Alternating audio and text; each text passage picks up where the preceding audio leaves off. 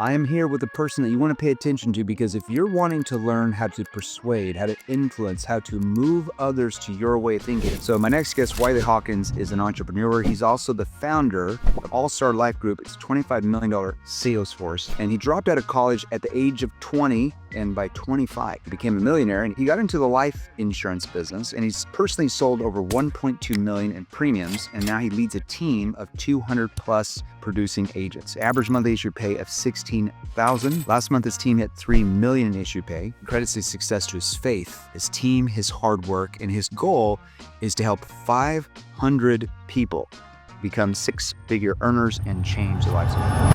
Wylie, welcome to the show. How are you, man? I'm amazing, Jeremy. How are you? I like the suit, man. What type of suit is that? That's the first question everybody's going to know. What type of suit is that? So we were just talking about it, but I got a first class ticket because one of my mentors told me to start flying first class to be around people that, were making more money. So, sure. All right, sure. Let me try this thing out. Yeah. And this guy walks up on the plane. And he's wearing a full tailored suit. Like checkered pattern. On the plane, oh, head man, to that's toe. Gangsta, man. I like you that. can just tell every inch of his body is measured. Wow. And I'm like, I hope this guy sits next to me. Yeah. And luckily enough, he sits down right next to me. Okay. And so we start talking for about a 3-hour long flight. Yeah. And I get to know him. And I come to find out his business is valued at $259 million. That's what they were doing a year, which was surprising. I was like, where's the private jet, brother? Yeah. But I asked him about the 3-piece suit, and he said, man, if you want to make a first impression, he's like, the best way to do it is by wearing a 3-piece suit. Interesting. And so ever since I've done that, I've always gotten compliments. I think it's a good way to stand out. I like the 3-piece suit stands out compared to like a regular suit. Yeah. You know what I mean? So it's almost like you're not necessarily going to prom again or something, but it's almost like you're going to this black tie event. You've got this thing on, and you just look a little bit different, because a lot of people wear suits. Not as many people wear the 3-piece suits. Yeah. I feel like the vest really helps. But yeah, it's called Hyven Colony. So if you guys are out there wanting a 3-piece suit, Hyven Colony, there it is. Okay, man. I like that. Maybe you have an affiliate link there. I like that. No, I don't. I'm just joking. But I like what you said in the beginning about regarding, money. And for me, money's always been the biggest measuring stick to the skill sets that you develop. That's a good point. And so I've never been driven by money, and I don't want people to think that, but I always wanted to continue to equip myself with more skills and lifelong assets that I can use for any aspect of my life. But money was the easiest way for me to measure that. Okay. So when we talk about having 500 six-figure earners, I really just want to give them that skill sets to go out and make 6, 7 because figures. when you have skill sets, we always say this, what's the number one thing that's going to determine how much money you make as a sales professional, or how well your company does if you own it? Skills. Your ability to frame what you're offering, right? I got this from my good friend Dan Henry. Talking about framing. Everybody's solution. Let's even talk about life insurance, right? Yeah. To the average prospect, everybody's coverage and what they offer, or anything, I don't care what you sell, in the prospect's mind, it kind of all looks the same to them. They don't know the differences and the competitive advantage. They don't know what you know, right? And it's not like if you say we're the number one in this and we have the best this, every salesperson says that. So in the prospect's mind, everything kind of looks like the same. So it's about how good you are at framing your offer, framing your solution. That's who wins. So if you have go back to your family pictures, your mom, your dad, if you have siblings, remember that family picture there. Let's say you have 2 family pictures exactly the same, okay? You go to the store and you buy 2 different frames to go around those pictures. One frame is immaculate. It's just gold. It almost looks like, Trump Towers, gold frame. It just looks perfect. It's just, wow, how much is that picture frame worth? The next frame has got cobwebs on it. It's got, it just looks like a dumpy frame. It looks cheap. It looks like it's $5 from a flea market. Which picture are you going to choose? I guess the Trump one. The one that's 100%. framed better, right? Same picture. What you chose is how it was framed. Mm-hmm. And that's the same thing in sales. In the prospect's mind, your offers, your solutions all look the same. Who wins the sale is one who knows how to frame it better. Yeah. That's all it is, really. Yeah. So I love that you said your skill level determines how much you're really going to make. How did you learn that at such a young age? Most people your age or younger, most people even older than you don't even know that. Hey guys, Jeremy Miner here. Look, a lot of you leave comments wanting me to help you sell more. So the easiest way to get a hold of me, the quickest way, is to text me. So text me right now. It's 480-637-2944. So 480-637-2944. Listen, I started this company to help you learn how to close more deals, but do it the right way. Text me right now. Let's get back to the training video. So I remember the first day I started in sales, and I walked into this office, and in the hallways, it was real dark. There was like literally flickering lights, and I turned and I see my mentor named Zach. He's down in this office, and again, there's no windows for some reason in this tiny little office. Oh, wow. And I'm thinking to myself, what am I getting myself into? Yeah. Now this story is going to make sense. Yeah. So I go up and I shake Zach's hand. I said, nice to meet you. I'm Wylie. We start making phone calls. And I had to ask him, I said, how much money did you make last month? And he says, I made $86,000. And I said, there's no way. Yeah. Like, there's just no way. Look at where we're at. And I go into the next room and I start dialing with this other guy named Easton. Easton looks like he should be a ranch hand and he could ride bulls, not a salesman, doesn't sell life insurance. I asked him how much money he made. He said $106,000. So really early on, what I realized was there was no innate talent. What I had to do was be really good at copying and pasting what these guys are doing in terms of their word tracks, their tonality, how they opened on the call, how many dials they actually made, what they did when they got to the door with the prospect. And so I was just really good at asking them a ton of questions, and then I got to stand on the shoulder of giants. Yeah, And you so, learn from people who are already mastering the thing you wanted to master. Yeah. And that's really good, because a lot of people learn from people who are amateurs, and that's why they stay an amateur. Be careful who you learn from. Yeah. Right? Because a lot of people do that. Like, they'll go like, oh, this person says they've done this. You'll start learning from them. Well, how successful? It's almost like if you're learning from a sales trainer, well, how well was that sales trainer at sales when they were actually in the field? Not as a sales training company, but were they the best in their entire industry when they're actually in the field? Because if you're saying like, hey, I want to make, let's say, I'm just throwing a number, $500,000 a year or $1 million a year as a salesperson, and you're being trained by a sales trainer who never made that themselves, how are they going to train you to make that? It doesn't make any sense. Yeah. You got to be trained by someone who's already done the thing you want to do. So it's like if you're a business owner and you're like, how do I scale my company to 200 million a year? And you hire a business consultant that had companies in the past that only scaled to 40. How are you going to expect them to scale you to 200? They've never done the thing you want to do. Yeah. I see a lot of people do that. I think we can all agree. I've seen a lot of fitness coaches in the gym where they have like a little bit of a belly and they're training somebody. I'm like, how does this make sense? Like, you can see the visual of who's training you.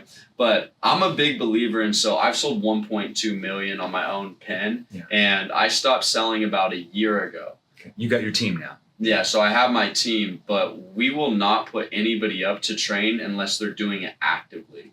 Because on a week-to-week basis, things are going to train. And so I think it's good when you're in that firefight with them. Yeah. Like, you know where to turn to solve this problem, handle this objection. Because you're hearing it. You're hearing it on a daily basis. So I think I like people that are on the floor, the generals, dogging it out with the guys. They see the battle. Yeah. And so that's important, because I'll still train on sales here and there, but in my perspective, I don't think it's appropriate for me to do it when there's other guys putting up 60K actively a month. And I'm like, why don't you just listen to him? Yeah.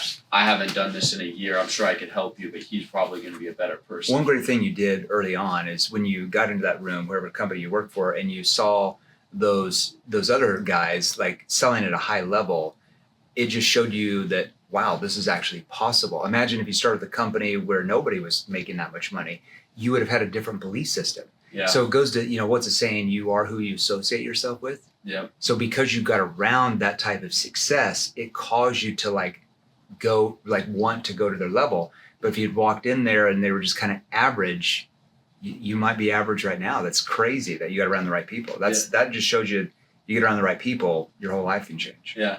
It is a blessing. And I truly do feel like life insurance is When I started, Jeremy, I had no idea what a policy was. I didn't know why people got insurance policies, and I didn't understand the depth of it. But I started to begin that it was such a beautiful industry because we're guaranteed two things: taxes and passing away. Yeah. And why do we do everything? Yeah. Because we want to take care of our families. We want to leave some type of legacy. Now, unfortunately, the clients that we serve, like lower middle class Americans, they don't have the opportunity to truly leave a ton of wealth to leave a legacy. So I remember my first death claim actually was a 36 and a 34-year-old family. Husband's 36, wife's 34. They have two kids, she's pregnant, and we're sitting down, and he's like, I need to think about it. And it was one of the first times I ever heard that I need to think about. Yeah. And I'm sitting there and I'm trying to go through all these ways to overcome it. And I was like, sir, can I be completely honest with you? He's like, yeah. I was like, right now you have no coverage. You have two kids that depend on you and a wife, and she's currently pregnant. How in the world is there anything to think about when this is $150 a month to take care of all that you might have a problem with in the future? And he's like, honestly, you're right. Let's just do it. And so, long story short, 2 weeks later, he ends up passing away on a horrible motorcycle accident. And she gets the policy, she gets covered. But right then and How there, much coverage did they do? it was like $500,000. Wow. Yeah. See what would have happened. See, this is really important. If he didn't know how to help that gentleman overcome his fear of change, that's really what that is, his concern. That gentleman was going to pass away anyways. That family would have had nothing. Nothing. And that, see how his skill level, see, here's the thing. I want you to look at what I say here. Is selling something that you do to people, or is selling something you do for people? See, selling is something you do for people. Had he not done that for him, if he had not helped him overcome his objection, his wife, his kids, could have had a completely different life for the next 25 years. She might have had to get a second job. The kids are, have babysitters. Shambles. Maybe they don't, they could have gotten drugs as they got older. So this is, see how skill level saved that family. Yeah. Well done. Yeah. No, and it was just, that was when it really hit me, like, you're making a difference in people's lives. You're getting paid super handsomely.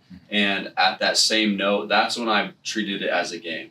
Yeah. I said, okay, let me think about how many people I can go out and help and how quickly can I get better. So every time I sit down with somebody, without a shadow of a doubt, I'll be able to help them. Yeah. See, he's got the right attitude, because most salespeople are like, it's something I'm doing to people to make money. Like I'm manipulating them. I'm trying to convince them, so I can make money. That's what average salespeople do. What he's talking to you about is he's doing it for them. He's doing it for them. He's solving their problems. He's preventing something from happening, because none of us know in your industry when we're going to pass away. It's not if. When we train salespeople, I'm like, well, if you did pass away, and I'm like, no, change if. There's no if. It's when. There's no if. Nobody thinks they're going to die until they die, or maybe they have cancer and they know they're going to die, right? Nobody knows in their time. So when you pass away and you lose Dan's income, how many months will he be able to pay the mortgage without his income?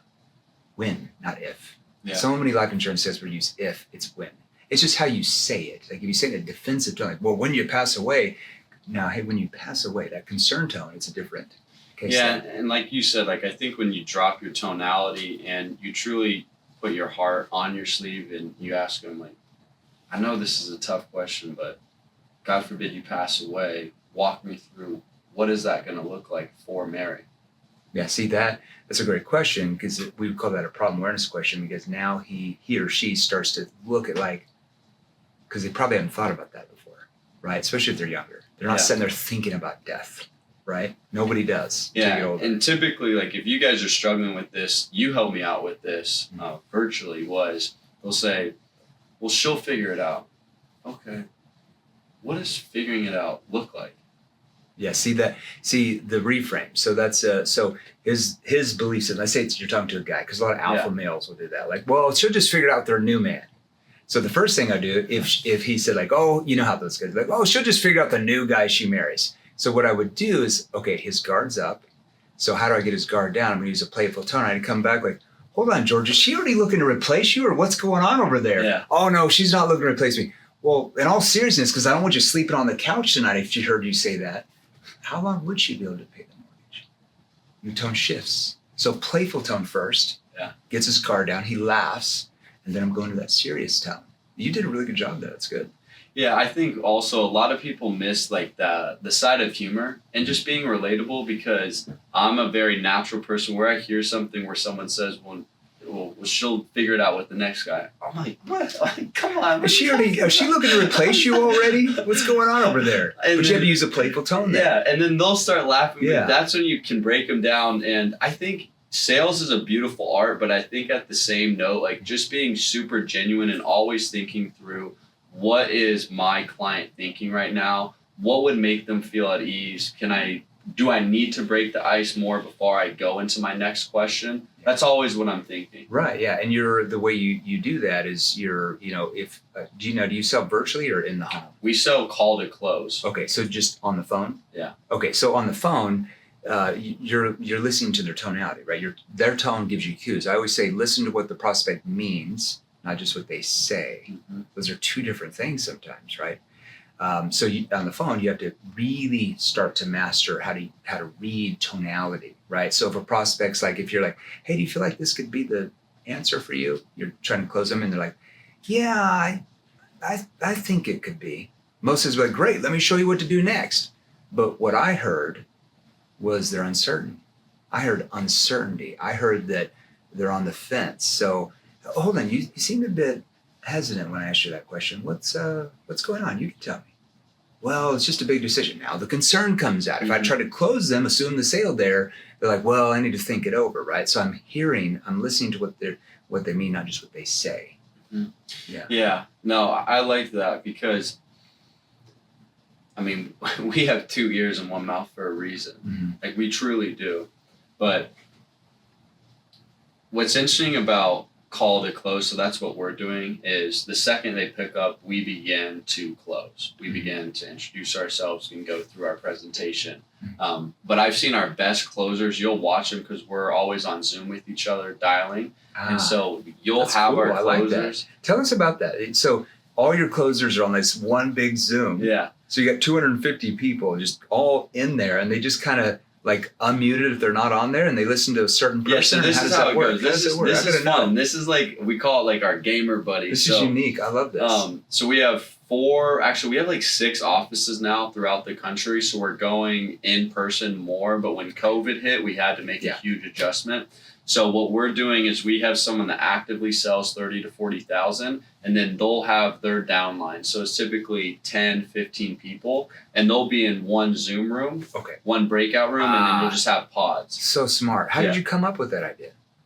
I've never heard that before. We train a lot of insurance companies, big ones, a lot of insurance agents, thousands. I've never heard of that. I think it was there was just a problem where people were like, I can't hear anybody, because we had 50 people on at once. We're like, all right, you're going to take your crew, I'm going to take my crew. But so what we do is we do cross-pollination training. So every Monday, Wednesday, Friday, we have a brand new trainer up and we train our whole entire group, right? And so our goal of this is, let's say Jeremy might sell a completely different way than myself. Yeah. And so you'll train through your script, your presentation, you'll go through a couple different scenarios that most new agents are getting. So you'll take Monday. Then Wednesday, I'll come in and do the same thing. Well, what starts happening is Bobby might see that and go, I really like how Jeremy trains, but I relate to how Wylie talks a lot more. Now let me go into his breakout room and go and dial with him for the next week. And so we're really good at making sure no matter who's inside of your downline, who's your actual direct upline, you're getting trained by multiple people. Because for me, the guy that brought me in, his name is Zach. Zach was great. But I sold more like Easton and this kid named Jake Conan. So I talked to them more, and that's when I learned, hey, let's just make sure everyone's getting I love different. like the gaming concept there where you're kind of all watching each other. Like, yeah. Because, if you're working from home and you're calling leads, especially if you're, new at anything, you could be an SDR for any company or like a life insurance working from home, and you have no connection, but just the leads you're talking to all day. Especially when your skill level is not that good, that's when you start getting like, can I do this? I'm not really sure. But if you start hearing everybody like, and they're closing deals and everything, like your belief system shoots to the roof while you're developing the Yeah. skill level. So last week, or was it 2 weeks ago? So we do lock-ins where we fly in 50 new guys, and then we'll have about 10 to 15 trainers. And so we'll fly them into one of our local offices, and we'll go through stations, and we'll all role play, and we'll train them. And so I had this one kid named Dalton who's been doing super well, and we train him all up. He starts making sales, and at the end of the week, I said, "What was the most powerful lesson that you learned?" He said, "I sat down with one of your top closers, and all day I saw him get his shit kicked in." And excuse me, he's like, he just heard no after no after no, but I saw him never waver, continue to make the phone calls and put it into activity. Last sale of the night, he makes one for $400 a month, which is $4,800 in commission for us. Sure. And he's like, that taught me everything in terms of don't go too high, don't go too low, just continue to stay right here. And so that was really cool for me to hear again, because I think it's a lot more important to be reminded than taught, especially like at the level I'm at. It's a lot of reminders. That was great for me to hear, because a lot of these times these guys just need to see our top guys just going through the mud. Yeah. Because it's They really need to see activity. that they're not perfect, right? Yeah. That they're not going to close every single person they talk to, right? That's good, especially for a new person. 100%. It's huge. So how do you find these people that you build your team with? How do you, because you're in life insurance, you know, you're in an organization where you have like an organization underneath you, you get some overrides and stuff like that. You know, kind of that model, which I love that model. How do you find these people? Yeah, so the name of our game is warm market. Mm-hmm. So if you're making $4,000 a month, and within 30 days I put $12,000 in your pocket, and then next month I put $21K in your pocket, you're going to be ecstatic. And you're 20 years old. You don't go to college. Like, you're going to go and tell all your boys. Like, you're going to tell everybody. Yeah. And so we're really good at putting a ton of people or a ton of money into people's pockets early on. Okay. So how do you get so good at that? What would you say is a reason that I love the gaming concept? Yeah. I think that's definitely a big deal, because they're working from home. If they're 19, 20 working from home, they don't talk to anybody or they don't see anything, they're not going to last a month. But because they see all that on Zoom, the belief system goes way up. So I know that's one thing. What's a few other things you guys do differently? Yeah.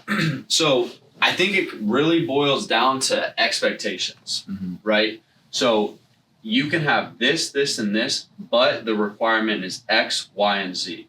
Are you willing to commit to X, Y, and Z? I go, yes, I can make 300 calls a day. I can work 9 hours a day, 6 days a week. I can ask my mentor after every single sales call what I can do better and get reviewed and critiqued. Okay. You're really, as any company should be, you're developing their skill level, because that's going to determine how many sales they make. Is their skill level, nothing more, nothing less. It's a skill level. Yeah, it's definitely the skill level, but how our model works is like there is no innate talent needed, genuinely. We had a guy come in. Well, that's because sales can be taught. It's an acquired skill. Nobody's born with it.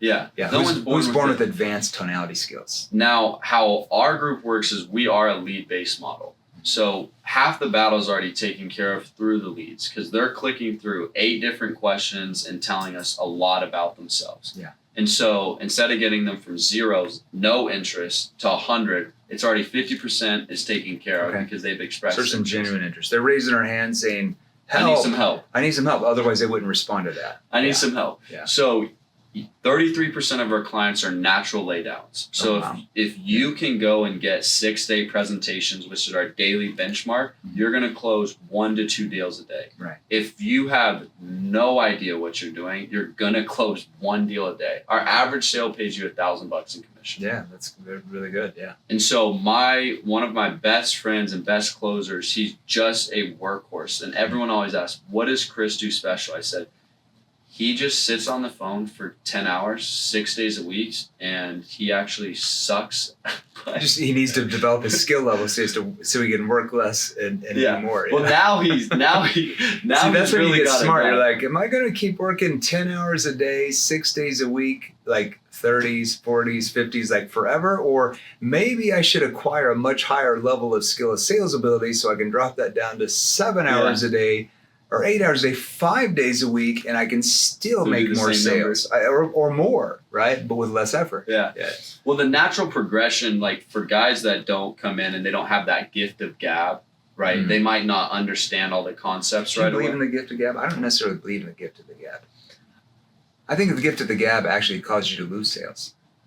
I think the more you talk them out of it. I think if you have like the gift of gab, I think there's certain people that definitely like to talk more, but my thought is if you're fearless. Like that's one of the biggest traits that I look for is, are you fearless? Are you scared of rejection? Like, are you willing to go up to some random person, just introduce yourself? You know, are you willing just to, someone sitting down there? What causes somebody not to be willing to do those things? To go up to somebody and say, what causes a human being, like what causes one human being to have the confidence to go up and talk to another person compared to another guy or girl that doesn't want to do that? I think there's a lot of things. I think it's fear of man, judgment, their image of themselves.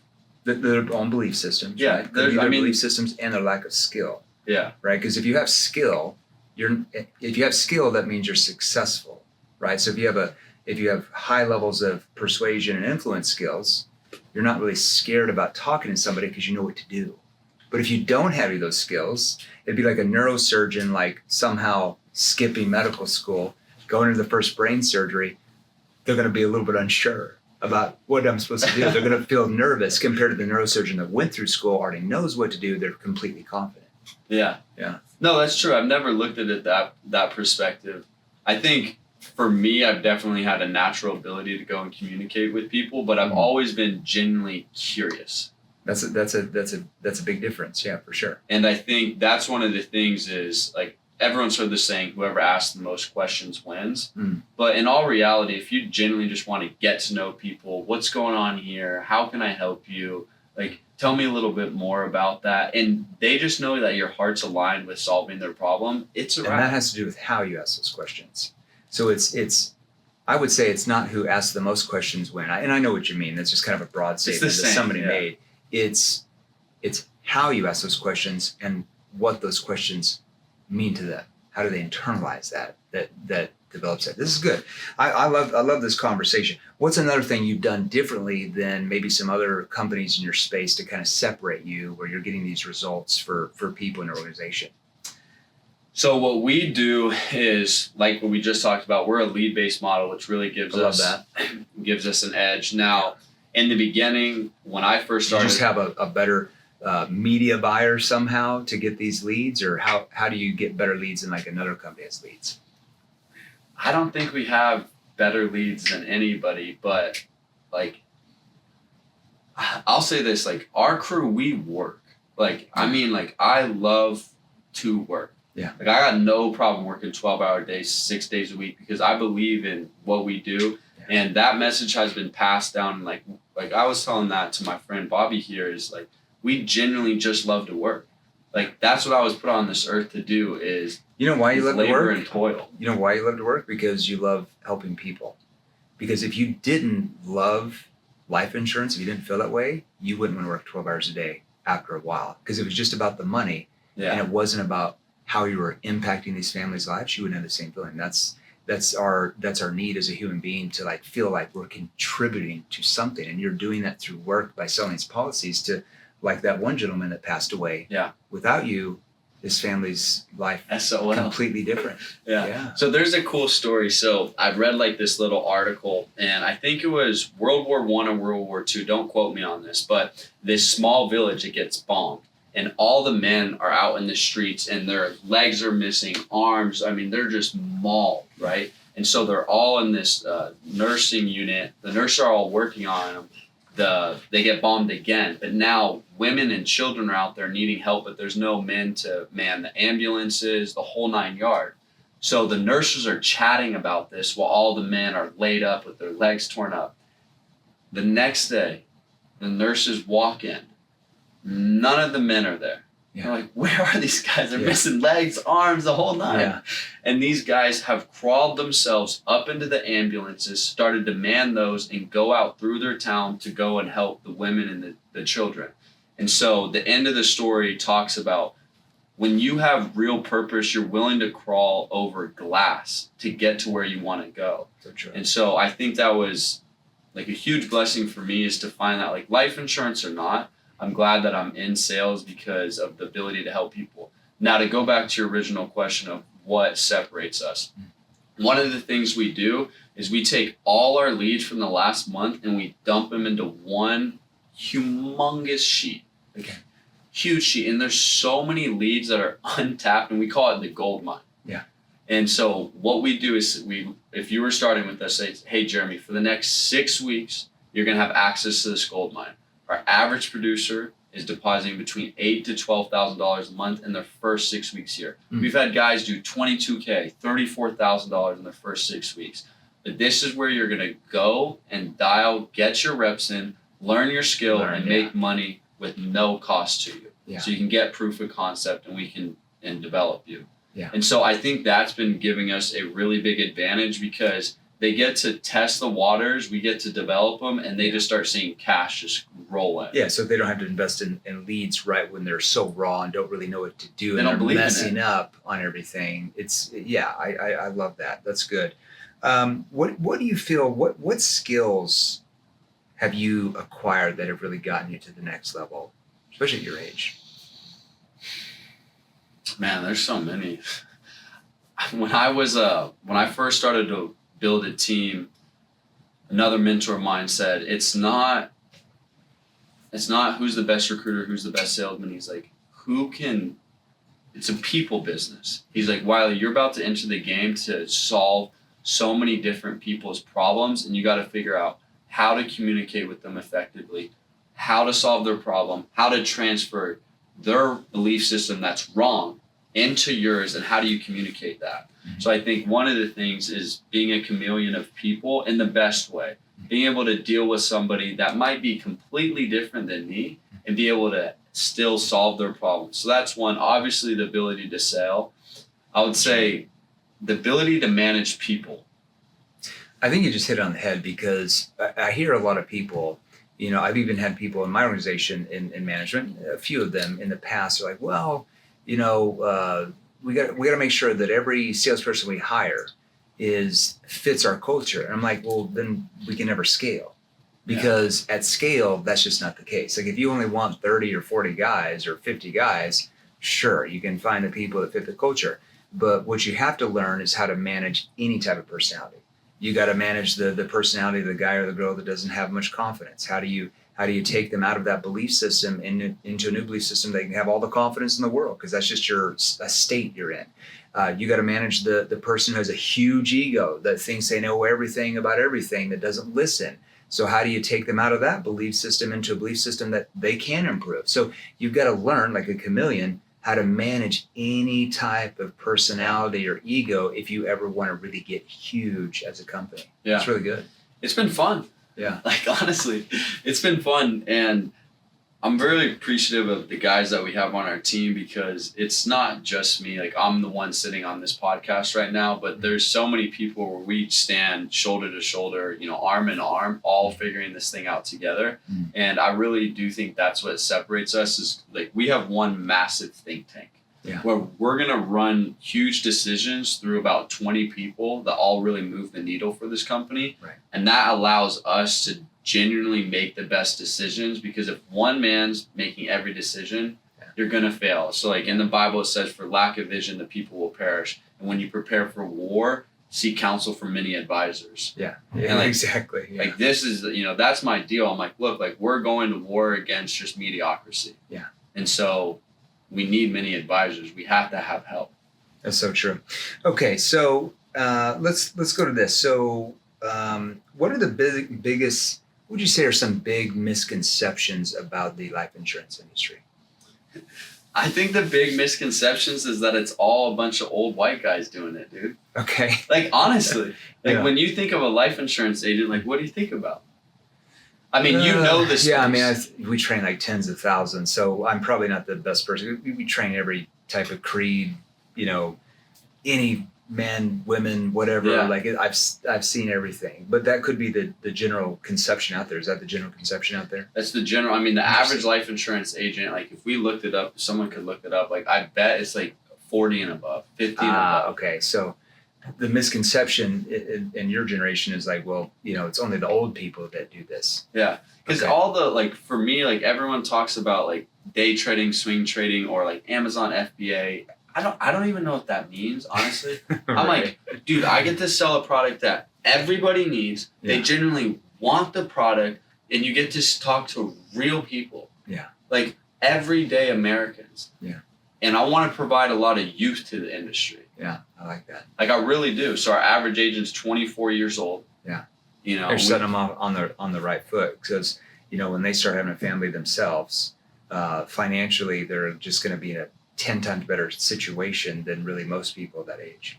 It's a 9-day difference. Yeah, night and day. Yeah. And it's cool because they get to understand like things that they wouldn't ever consider in their life.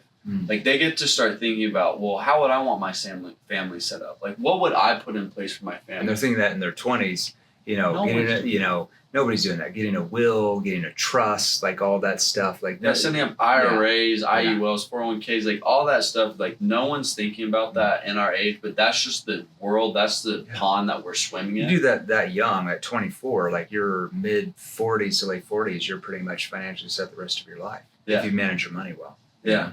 I love that. What advice would you give to newcomers getting into the industry? Or maybe like 3 things. Like what's the big 3 things they need to like really pay attention to and know? I think one of the most important things is what you touched on earlier is how do you ask questions? When do you raise your voice? When do you drop it back? When do you really show care? When are you stern and you're guiding and leading? And so I think that's one thing is it's really easy to look down at a script, but make the script come alive. Yeah. Well, just like a Hollywood actress does, right? So who's your favorite actor, actress? I don't know. I don't really have one that comes to mind. Okay. So like Tom Cruise, Matthew McConaughey, anybody, right? Sure. So every word out of their mouth in the movie is 100% scripted. Does it sound scripted? No, not at all, because they know how to use their body language, their tonality, even their facial expressions to make it natural, right? And they memorize those lines. So in sales, you have to understand the psychology behind why a person buys or doesn't buy. Because you've got to know, like, even if you have a script there, you got to know, why am I even asking these questions? Yeah. Like, if you don't understand why, what's behind the questions, then you're just like a telemarketer, like reading a script, right? Like you're going to sound like that. You're going to sound monotone, like a telemarketer talking to you. And instantly that triggers fight or flight mode in your prospect's mind, because our brains recognizes patterns, right? From anything, especially salespeople. Yeah. So it's the same old question. How do salespeople selling the same thing to this, to the same prospects at the same price points using the same script, how do they get completely different results? Doesn't make any sense. Yeah. It's because how you're asking the questions and your tone, right? Your tone is how your prospect interprets your intention behind everything you say and ask. Yeah. I like what you just said there at the very end, like interprets your intention, because it's like, what's the heart posture you have? Yeah. Like when you're only seeking money and a commission from it, they will feel 110%. Yeah. But you asked for a couple things. So that's the first one. Make the script come alive. Let's come back to that because I want to show something to you. This is really important, everybody. Come on. So like, I'm gonna say the same words, but with 2 different tones. And I want you to interpret my intention. So let's say the prospect's not moving forward. You can't overcome the I want to think it over objection, just anything. Listen to this first question. The second question is going to be the same, but I'm going to do it in a completely different tone. Why are you not getting started, man? What was my intention? Like, let's sign this check, dude. Let's push this thing why are you not forward. getting started, man? It's like, my intention is I want to make money. Yeah. Like, why are you see, I'm defensive. What if I leaned in and I said, why are you not getting started? How do you interpret my intention? You're curious. You want to know more. You're genuinely concerned about. I'm concerned for the consequences of them not getting started. But my tone, I said the same words. My tone, your brain interpreted that completely different simply by my tone because I said the same thing. That's the big difference. Yeah. Yeah. No, that's huge. And I think it's good to show like that black and white comparison because like as you're saying that, I literally was thinking in my head, I'm going to put that into our sales training because you have to give black and white examples of it's more important sometimes to know what not to do rather than to do. Yeah. Because, you could train your salespeople to say those same words, but how they say it is going to determine how the prospect receives it and interprets it, which could mean completely different things like I just did there. Yeah. I always say there's 5 core tonalities you have to master, from a curious tone to confused tone, like you're not quite sure you understand what they just said, that lets them expound on something, to a challenging tone, sometimes after I build trust and credibility, to a concerned tone that shows empathy, to a playful tone. Then there's subcategories of those tone, like a familiar tone. So like on an outbound lead, especially in your industry, because sometimes people don't necessarily remember filling out the form, even though they answer 25 questions. If I'm like, hey, is this John? Hey, John, it's Caden Sanchez with XYZ Company. How are you doing today? Flat, monotone tone. The brain recognizes that pattern. Salesperson trying to sell me something like, oh, not interested. They're in a fight mode. But I'm like, John, it's Jeremy Miner. You asked us to call you back. You filled out the form, the 8 questions about looking at like different options for life insurance. Were you looking at anything specific or just maybe wanted to look at all the different options? It's Jeremy Miner. See, that's a familiar tone. So what did I force their brain to do? They're thinking, who's Jeremy Miner? How do I know Jeremy Miner? Because it sounds like I already know them. So they must know me. So they're not going to say, who is this? Because that would be like rude, right? So if like somebody, have you ever got a call and they're like, hey, it's Bob Smith. How are you, man? Yeah, I'm always thinking who's Bob Smith. You would be like, I'm doing good. How are you? Instantly your brain would go there. You would say, who is this? But if like, hey, is Wylie there? It's Bob Smith. How are you? You're like, who is this? See the difference? So the flat tone compared to the familiar tone. But I have to know how to pace that out, right? Yeah. That's good. Yeah, that is really good. Yeah, I like that. I think, well, I was going to go back to... Go back. Keep going to that question. I know we're going all over the place here. We can talk about tone and pace. We're going to be under for 7 hours. But no, I think the cadence too of like, Jeremy, hey, this is Wylie. Yeah, Wylie getting back to you about, but like I think when you have pattern interruption too, that's super important. Like I remember one time, this was like my mentor. The client picks up the phone and he's like, Mary. She's like, yeah, who's this? He's like, Mary, this is Zach, and he drops his coffee. He's like, oh my gosh, 1 second, I just dropped my coffee. And he's like, yeah, I'm getting back to you about the mortgage protection request. Pattern interrupt. That's what that is. Pattern interrupt. Yeah. Also, he's human right away. Yeah. He's human. So they don't look at him as a salesperson. Yeah. Literally, because society doesn't really view salespeople as humans, just because of the way most salespeople have been taught how to sell that triggers resistance. Right? That's a great example of a pattern interrupt. Yeah. And I always like to shuffle paper actually when I dial. Like when they pick up the phone, I will like literally start shuffling any type of paper in front of me so they can almost they can hear it and they're like, okay, dude's busy, da da da. Yeah, it's Wylie. You're calling back. You're shuffling the papers because they're hearing it. It triggers curiosity. Yeah. It forces the brain to like stay engaged. But if you're like, yeah, it's Wylie with All Star Foundation. I'm calling you back to like sound like a telemarketer. It's over. It's awful, It's awful. And so that's the thing. Like, you might teach somebody how to do that, but if they don't commit to mastering how they're asking the questions with the tonality, even with the body language, because your body language affects your tone. Yeah. So many salespeople, especially in your industry, they just sit there all day. And I'm not saying you have to jump up and down and everything, but they don't really move. So whether you stand or sit when you're selling, you have to learn how to move your hands. Yes. Because that can cause you to like pace out the questions better. But if I'm sitting here like this, I'm going to sound, I always say monotone body language equals monotone voice. Yeah, equals no sales. Yeah, no sales. Not good. No sales. But you were asking the question, if you were new, what would you do? So that was the first one, how you're asking questions. Yeah. One of the ones was, when a lead didn't answer us, I would go over and knock on their door and door knock them. And that was so uncomfortable for me, Jeremy. Like, I was like, dude, this is the last thing that I want to do is knock on Martha Stewart's door, you know, Mary Smith, Joe, whoever it is, and at 7:30 at night and tell them, like, I'm here for my appointment. That was my line. Right. So I would knock on the door. I'd be like, Mary, she'd be like, yeah, who's are you? I'm not interested. Like, no, I'm here for the appointment. This is the one, 7:30, right here. I'm sorry, I'm 15 minutes late. Just got done helping my last one. Do you want my shoes on or off? And boom, I was in the door. Yeah. And that was my thing, because if I can get shoes on or off in the door. Shoes on or off. I was like, do you want my shoes on or off? And then she's like, wait, what do you mean the office? I'm like, well, y'all filled this thing out. My home office told me I'm supposed to be here at 7:30. Should we sit at the dining room table, or you guys want to, what are we doing? Yeah. And then they would be like, I don't remember. I'm like, look, all I'm doing is trying to get this back to you. Like, they just called me out. I'm just getting back to you guys. You guys asked us to the form. Yeah. And so, but what I wanted to get at was, I tried to do one thing that made me uncomfortable that would allow me to grow on a daily basis.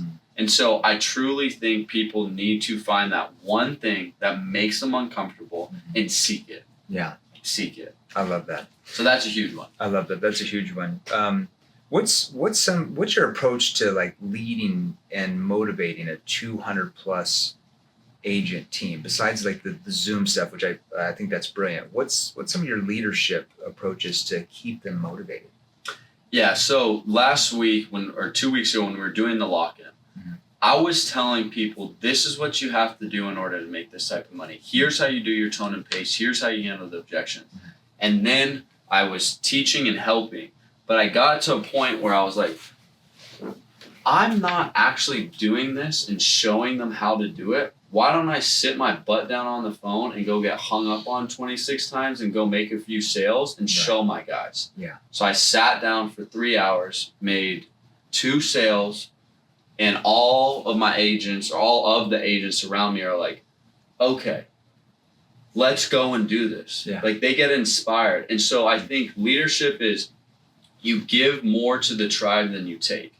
That's one of the biggest ones. But you're never too big to chop the wood and carry the water. I like that. The second that you get away from what's fundamentally built your business, you will lose, because there's someone that's willing to just chop that tree and carry the water. And that's what we've always stood on. Okay. I like that. That's really good. How does your faith influence your leadership style? Yeah, so I'm a believer in Christ, and I was not raised in the church, nothing like that. But I was in a really low, like super low place in my life when I was 20 years old. And this is actually how I got started in insurance. I was going to school full-time, working a full-time job. I just got done with probation. I had a deep history with drugs and alcohol and was finally cleaning up my act. But I didn't have anywhere to go. Like, I didn't see a future for myself with school, with the work I was doing. Yeah.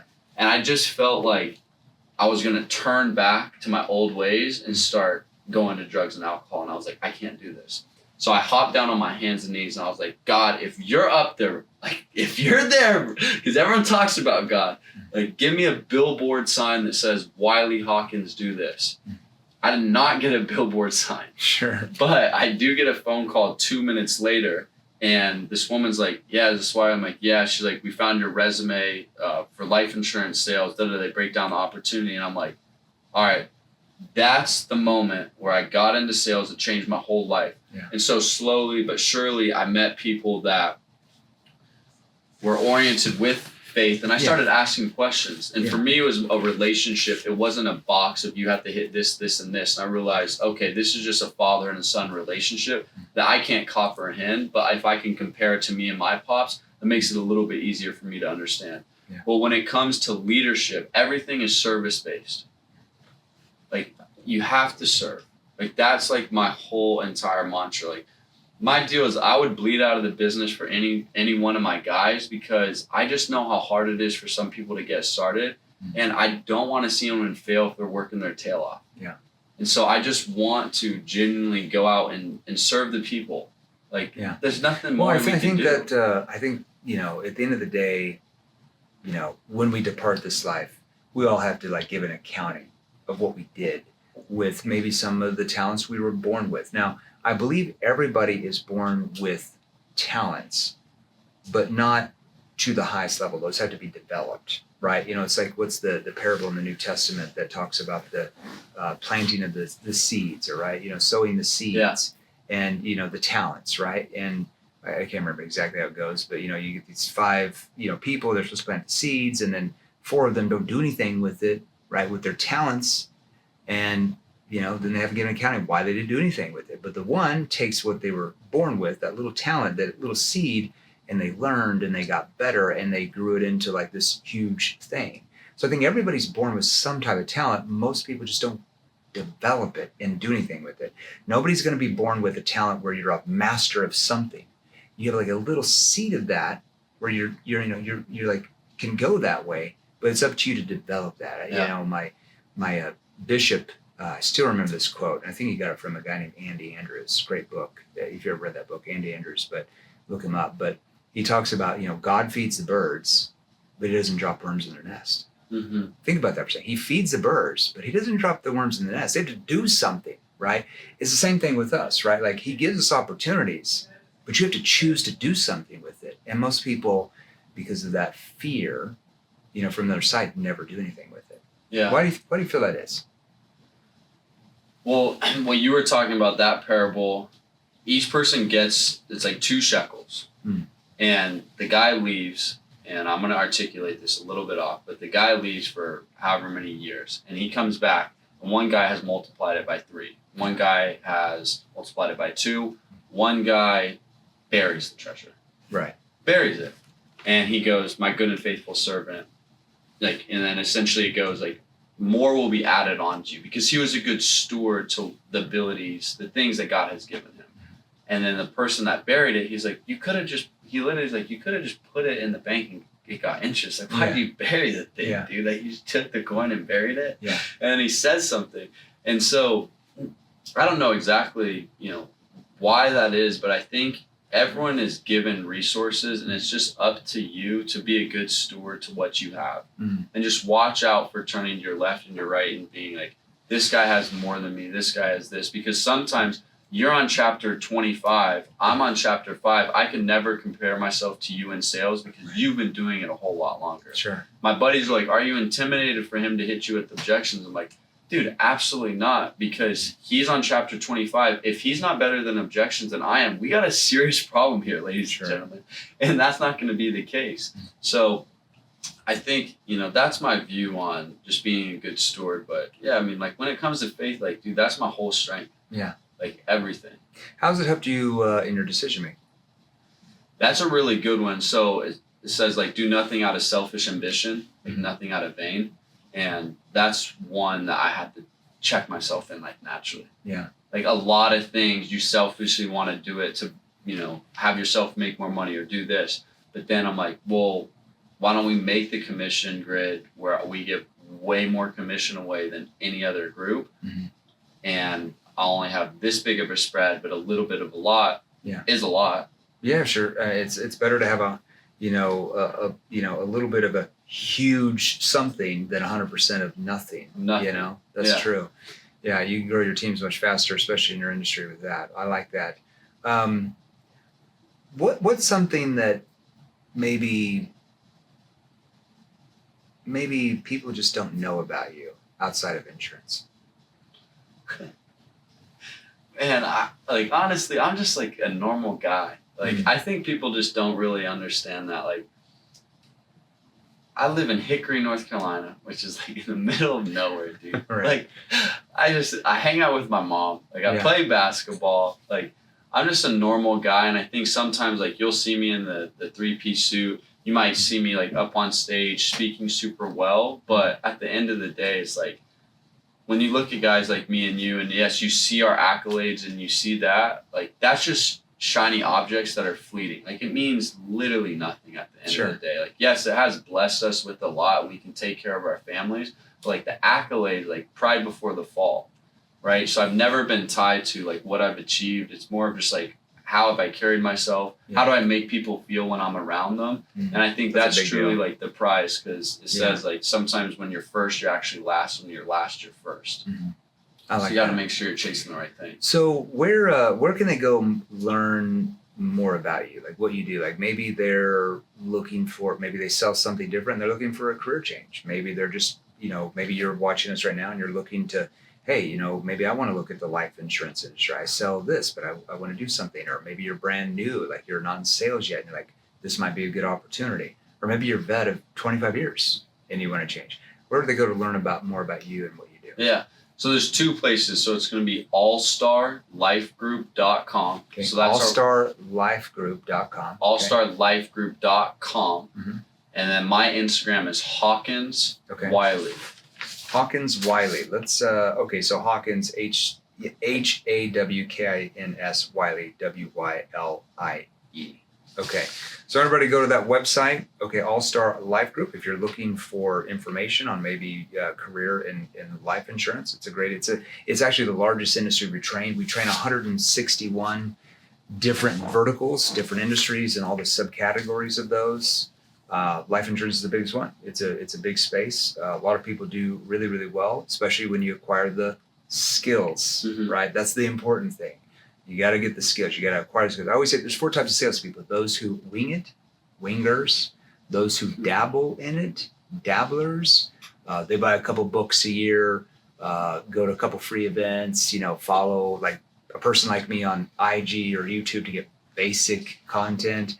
And they think if they just stay in long enough, just get enough reps, eventually they'll figure it out. Eventually they'll get good. And that's where most salespeople are. And they dabble in it, right? They stay average. If they ever get good, it's because they work 14 hours a day and after, play the numbers game, and eventually they get burned out. Then you have the know-it-allers, right? Initially invested in sales training, got, somewhat good. Maybe they're making multiple 6 figures a year, 400 or 500 grand a year. Then they get the big head, ego. The big head always kills people. Stop learning, and then income gets capped. And then you have those who are committed to mastery, right? They're always investing in their skill level, always, right? They're, putting major funds into it because they know the number one thing that determines how well they do is going to be the skills, right? The sales ability. And their learning curve is 100x faster, and that's your top 1%. So you got to decide, are you going to commit to mastery? Because if you think about it, who's your favorite business thought leader? I like Jesse Itzler. Yeah, okay. Good guy. Haven't met him yet. I've spoken at some different engagements just on different days. Would Jesse be a winger? Did he wing everything? Was he a dabbler? Was he a know-it-all, or was he committed to mastery? He's committed. That's why he's at the top. Who's your favorite athlete? Man, that's a big Just question. Anybody. Right now, I was watching this documentary on Shaun White, who was a winner. Yeah, the snowboarder. One. Yeah, snowboarder. Yeah. Was he a winger, dabbler, know-it-aller, or committed to mastery? And he's committed. Yeah, think of anybody: top doctors, top attorneys, top business people, top stay-at-home moms. It doesn't really matter. Winger, dabbler, know-it-aller, committed to mastery. See, there's something to this thing. Yeah. Right? So if you're in sales, which of those 4 do you want to be? I can tell you which one's going to make the most sales and help the most people. That's the committed to mastery. So if you want to commit to mastery, go follow Hawkins Wylie here. Look at what he's got available. Let's commit, ladies and gentlemen. Great duplication. That's what it's all about. So that tells me you're doing something right. Wylie, thanks for being on the show. Thank you, Jeremy. I appreciate you. Awesome. Okay. I love the suit. I got a couple 3-piece. I got to get more 3-piece. Now, if you have questions, simply text me. So if you're a salesperson selling anything, which I know you are, and you got questions, I started this company for you. I started it for the person just getting into sales. I started for the person who's a vet, who's been selling forever. I started for the mid-level person to change the way sales is perceived in society. So if you got a question about anything, simply text me, 480-637-2944. Either myself or one of our sales trainers. We lock ourselves in this conference room way back here, about an hour every day, and we actually answer your text. See you then.